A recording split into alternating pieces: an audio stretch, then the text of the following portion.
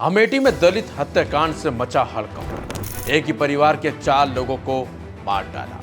ऐसे पकड़ा गया जान लेने वाला चंदन। हत्याकांड में हुआ हिला देने वाला खुलासा।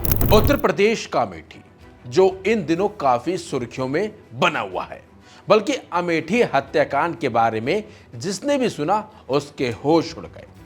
किसी की समझ में ये नहीं आया कि आखिर कोई मासूम बच्चों को कैसे मार सकता है। दलित परिवार के 4 सदस्यों की जान जाने के बाद से ही सियासत भी जोरों पर हो रही है। नमस्कार, आप देख रहे हैं वन इंडिया हिंदी और मैं हूं आपके साथ प्रशांत रोहिला। जी हां, यूपी का अमेठी इस वक्त सियासत का एक तरीके से अखाड़ा बना हुआ है। वजह है एक बड़ा हत्याकांड, और हत्याकांड ऐसा हुआ जिसने पूरे उत्तर प्रदेश को ही हिला दिया।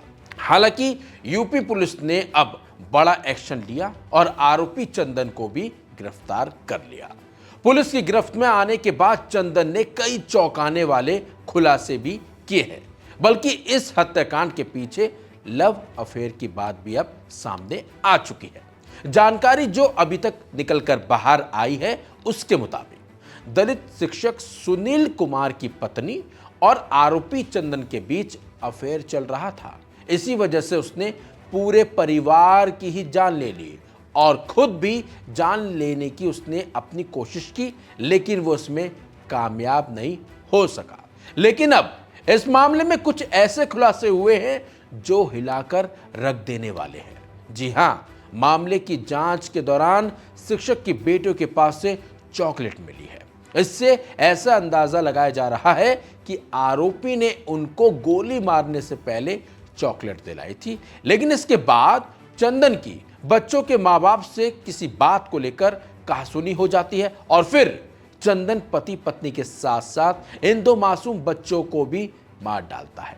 पुलिस जांच के दौरान आरोपी चंदन का व्हाट्सएप स्टेटस भी देखा गया। उसमें एक बड़ी बात सामने आई है। जी हां, बताया जा रहा है कि इस वारदात को अंजाम देने से पहले चंदन ने जो स्टेटस लगाया था उसमें लिखा था, आज 5 लोग मरेंगे, मैं जल्दी दिखाऊंगा। इसके साथ ही उसके व्हाट्सएप चैट से भी कई राज खुले हैं, जिसमें पता चला है कि आरोपी चंदन शिक्षक की पत्नी से अक्सर वीडियो कॉल पर बात भी करता था।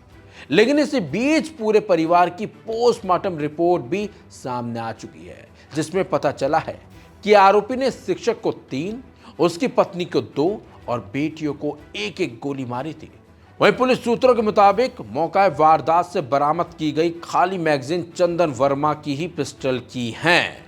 खबर तो यह भी है कि इस पूरी वारदात को अंजाम देने से पहले चंदन पहले मंदिर गया था, वहां उसने भगवान के दर्शन किए थे और इसके बाद सुनील के घर पहुंचा था और इसी के बाद उसने इतनी बड़ी वारदात को अंजाम दिया था।